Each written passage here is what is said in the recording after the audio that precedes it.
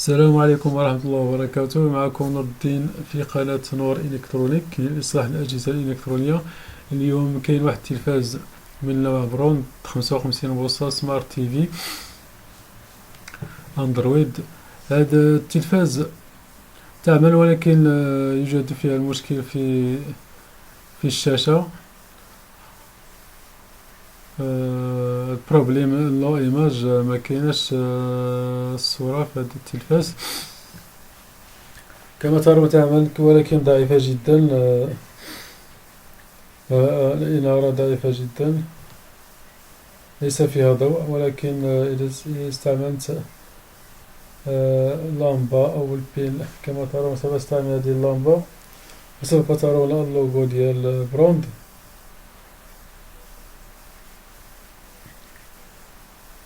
هذا العطب ديال الباكلايت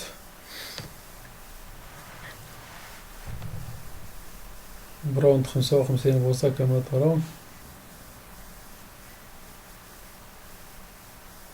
BAC 55 US.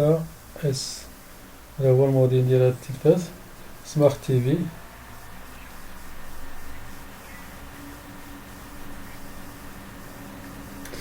الآن إن شاء الله سوف أبدأ بفتح هذه الشاشة وأكتشف ما الذي سبب لنا هذا المشكل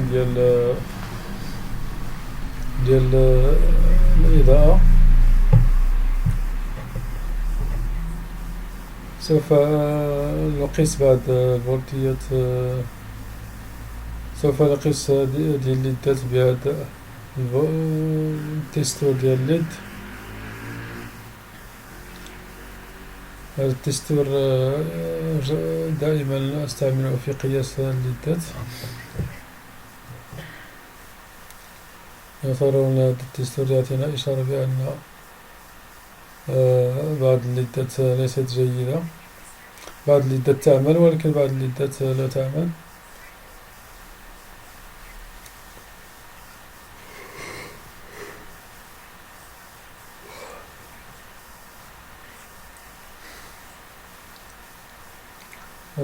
هناك يوجد جوج، سأقرب لكم الصورة حتى ترون.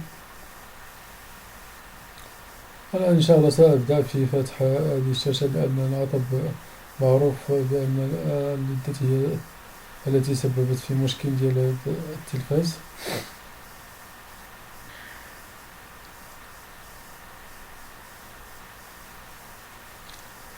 سأبدأ برفع هذه الفلتات ديال التيكون أولا،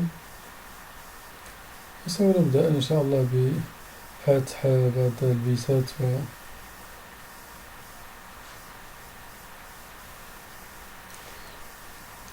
التلفاز. صاحب التلفاز قال لي بأن التلفاز لم يمر على شرائها سوى عام ونصف تقريبا، لأن هاد الليدات اللي كيوضعوا في هاد التلفاز بروند ليست جيدة، لا تدوم طويلا.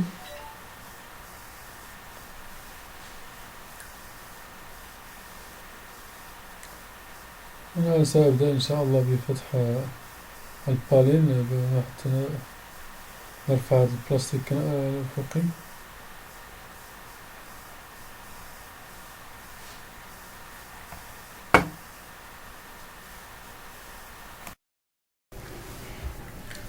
كما قلت لكم، لمن يريد أن يتعلم كيف يرفع بالين ولو كان حجمه كبيرا، الطريقة هي هذه الطريقة الصحيحة لرفع البالين بدون مشاكل أو بدون مخاطر. أنا دائما أرفع البالين على شكل عمودي. إن شاء الله سوف أوريكم الطريقة. كما ترون أنا أتأكد من الجوانب ديال هذا البالين. يوجد هناك شريط لاصق في الجانب الأيمن والجانب الأيسر. أتأكد من كل شيء أولا، لأن بعض البالينات يوجد لديهم شريط لاصق في الجوانب، الجانب الأيمن والأيسر أو في الأعلى أو في الأسفل. كما قلت لكم، أنا أضع هذا البانيل على شكل عمودي في مكانه الصحيح. كما ترون، سأوريكم الصورة. هي الصورة لكي تعرفوا كيف أضع البالين. هذه الطريقة يبقى البالين سالما حتى أصلح التلفاز وأرجعه إلى مكانه، فلا أخاف عليه من شيء. سوف ترون كيف أرفع تلك الأوراق البيضاء التي توجد تحت البالين، هي أيضا أرفعها بنفس الطريقة كما ترون، وأضع فوق البالين سوف ترونها هي أيضا. هذه الطريقة السهلة وصحيحة وتحافظ على البالين في نفس الوقت. الآن وصلنا إلى الباكلايت ديال التلفاز. كما ترون يوجد فيها كثير من المساطر ديال الليد، فيها تقريبا 1 2 3 4 5 6، ويجدد عدد الليدات.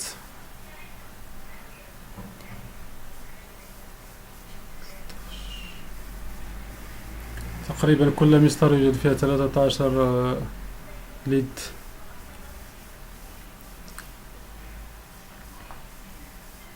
أول شيء أفعله هو علي أن أجرب هذه الليدات هل هي تعمل كلها أو لا.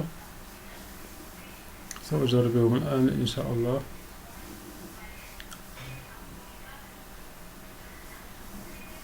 للإشارة فقط، فهذه التلفاز لم يتجاوز عمرها تقريبا 1.5 عام. صاحب هذا التلفاز قال لي إن لم تعمل سوى 1.5 عام هذا التلفاز. هذه الليدات ليست جيدة.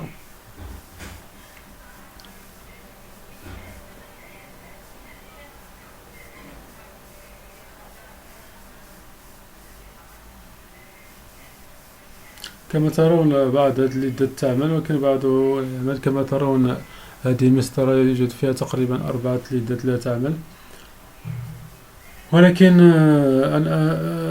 أنا دائما أفضل تغيير الليدات كلها دائما. هذه هي الطريقة الصحيحة،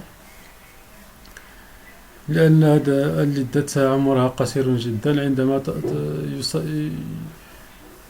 توصل إلى هذا المشكل ديال تنطفئ ليدة واحدة أو 2 أو 3، فعليك تغيير كل الليدات. فهذه هي الطريقة الصحيحة لتصليح هذا العطب.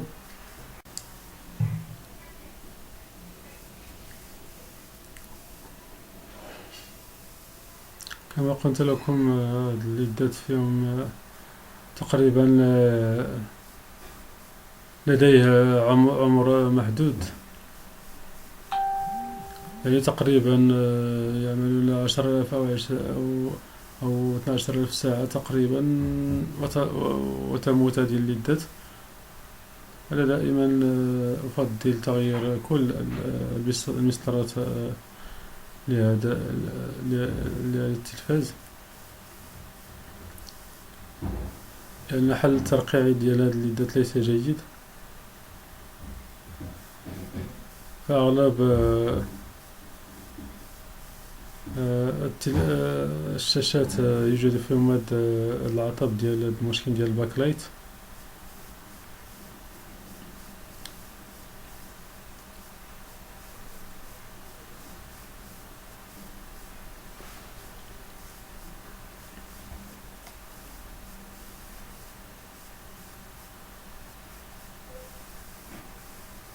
هذه هي المسطرة التي يوجد فيها العطب.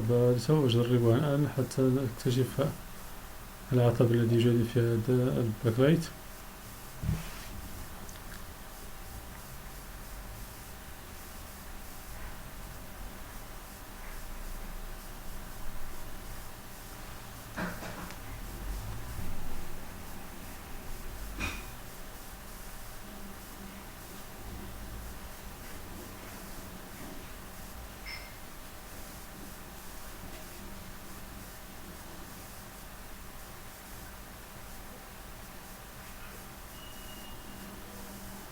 كما ترون المسطرة شغالة ولكن لا تشتغل جيدا. تقريبا 4 ليدات ليست شغالة كما ترون.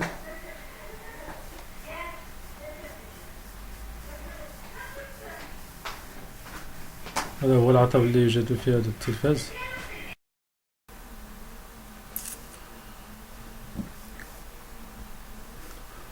كما قلت لكم هذه هي المسطرة التي يوجد فيها هذا المشكل. هذا هو الرقم الموديل ديال هذا الليد ديال هذا التلفاز بروند.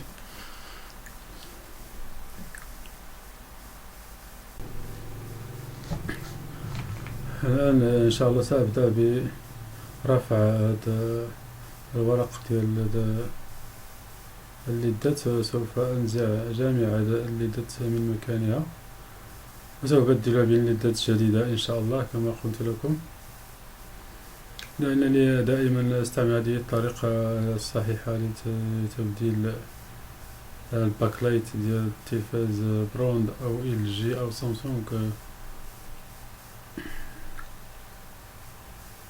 لأن مدة الصلاحية ديال هذا الباكلايت انتهت كما قلت لكم.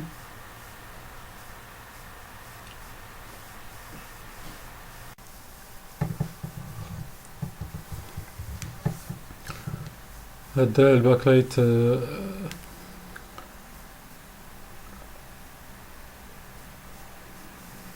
كما قلت لكم هذا الباكلايت انتهت مدة صلاحيتها، سوف أستبدلها بباكلايت جديدة إن شاء الله.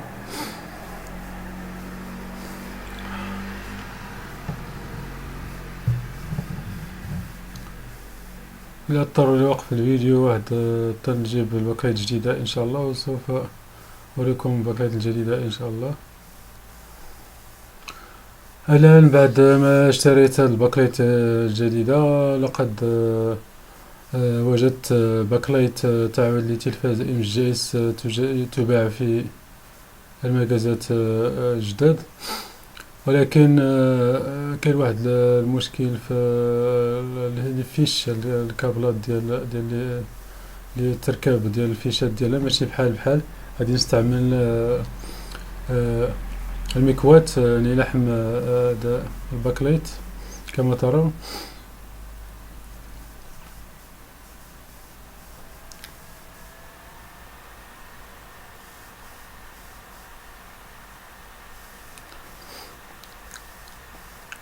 بعد ما تم تلحيم هذا الليد سوف نجربه الآن، وسوف ترون كيف تعمل هذا الباكلايت ديال ام جي اس 55 بوصة.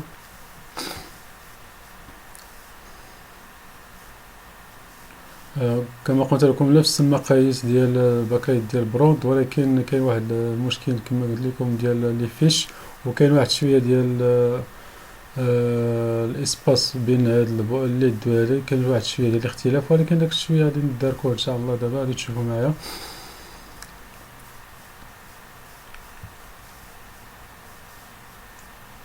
نفس الليدات كما قلت لكم، نفس كما ترون الإنارة تعمل جيدا، الأضواء تشتغل بشكلها الطبيعي كما ترون.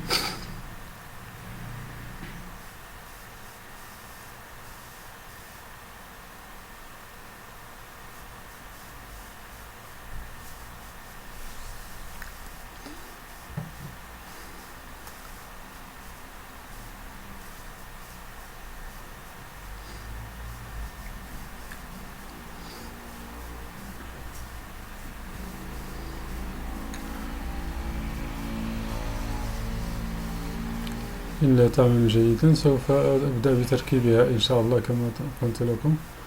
الآن تم تركيبها، وسوف أستعمل هذا الشريط اللاصق لتأكيد لصقها مع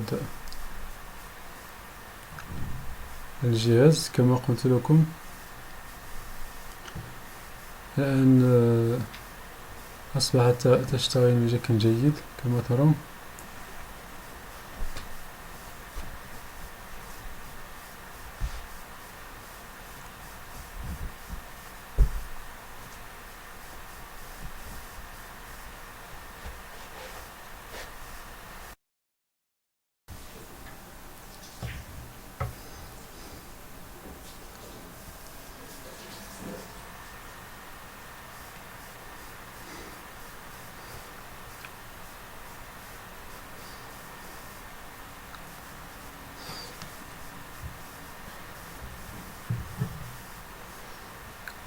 أنا دائما أجرب الليدات قبل جمع التلفاز كما قلت لكم، لأن بعض الأعطال تقع، اللهم أن أجربها قبل أن أغلق التلفاز.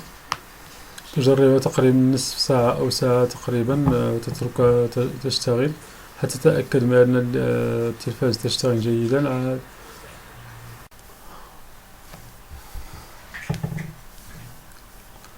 ما قلت لكم، هذا الشريط يثبت الليدات في مكانها كما ترون.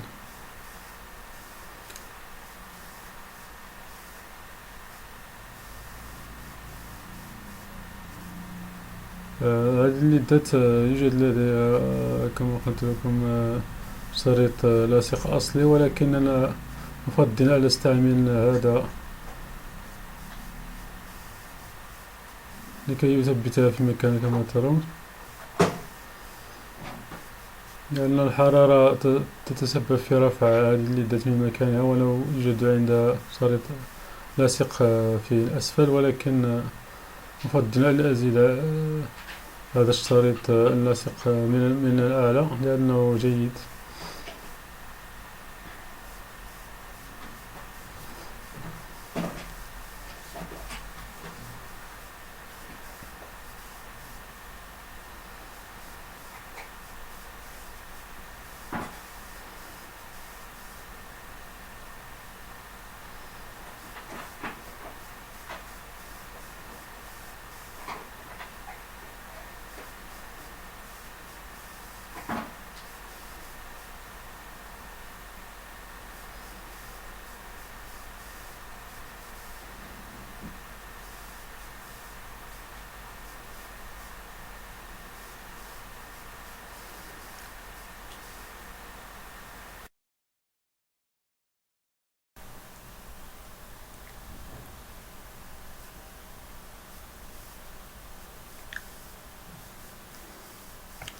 كما قلت لكم، هذا الفيديو كياخد بزاف ديال الوقت، تقريبا ساعة ونص، ولكن هذا الفيديو نقصت فيه بزاف ديال لي بارتي لأنه يأخذ وقتا كثير.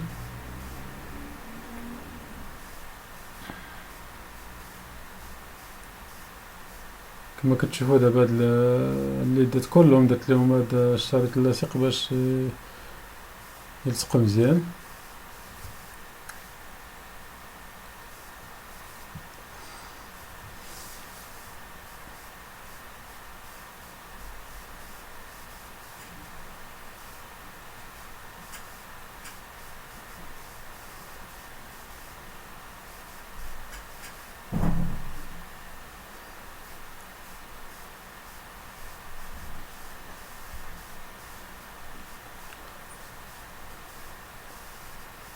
دابا نرجعو ليها. كما كتشوفوا دابا لي ليد كاينين دابا بلايصتهم كلهم عاود صوبتهم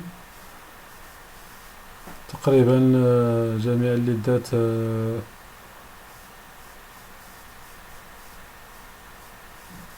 تشتغل جيدا كما ترون، أصبحت جيدة. جميع الليدات هي الآن إن شاء الله سوف أبدأ بتجميع هذه التلفاز. قد تم إصلاح العطب ديال هذا المشكل ديال الباكلايت كما ترون.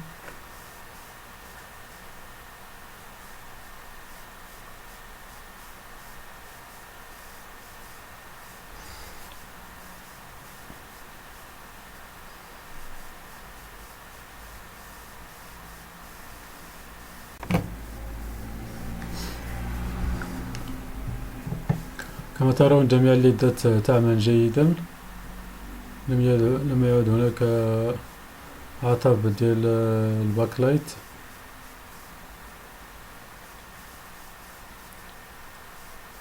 الآن سأبدأ بجمع التلفاز. سوف أرجع هذه الأوراق البيضاء إلى مكانها الطبيعي. الأوراق البلاستيكية هي التي تكون خلف الشاشة، هي التي تكون أولا فوق الليدات.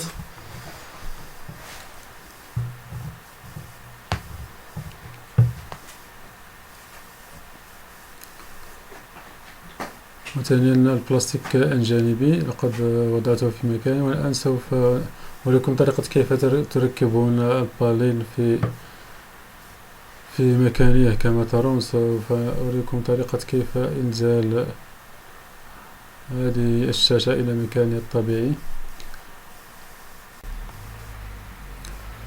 كما ترون أنا أركز على الجانب الأيسر والجانب الأيمن من الشاشة حتى أضعه في مكان الذي يوضع فيه.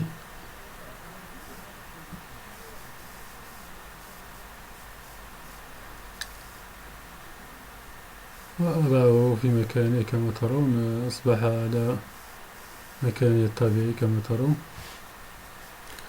لم يعد هناك مشكل.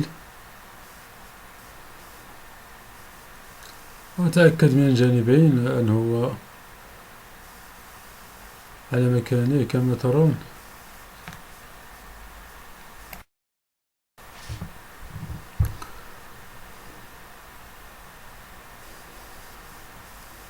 لم يبقى لنا كثير، أصبحنا تقريبا على بعد تقريبا 10 دقائق أو 5 دقائق تقريبا. سوف ننتهي إن شاء الله من هذا التلفاز. لم يبقى سوى تركيب هذا البلاستيك الأخير، وسوف نركب له بعض الفيسات.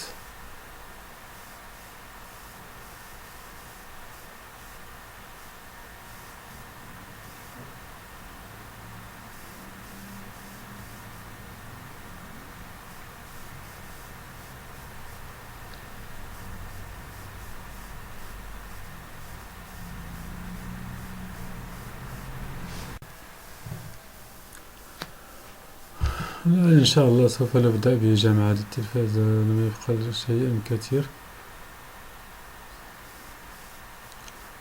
سوف نرجع الفليتات ديال هذا التايكون إلى مكانه الطبيعي كما ترون.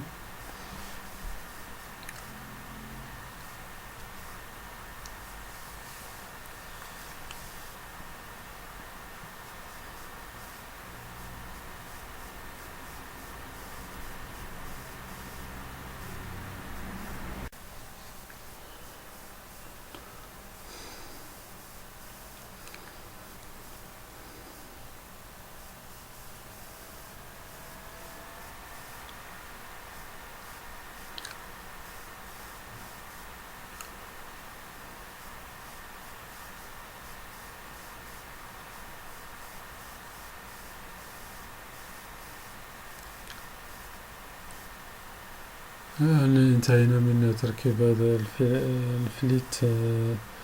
الفليت ديال التايكون. سوف نجرب التلفاز الآن وسوف نرى بأن التلفاز شغال أم لا إن شاء الله. الآن قد أكملت بجمع هذه الشاشة تقريبا. الفيسات هي اللي بقاو لي صافي. والآن سأجربها الآن باش تتطورون الصورة إن شاء الله.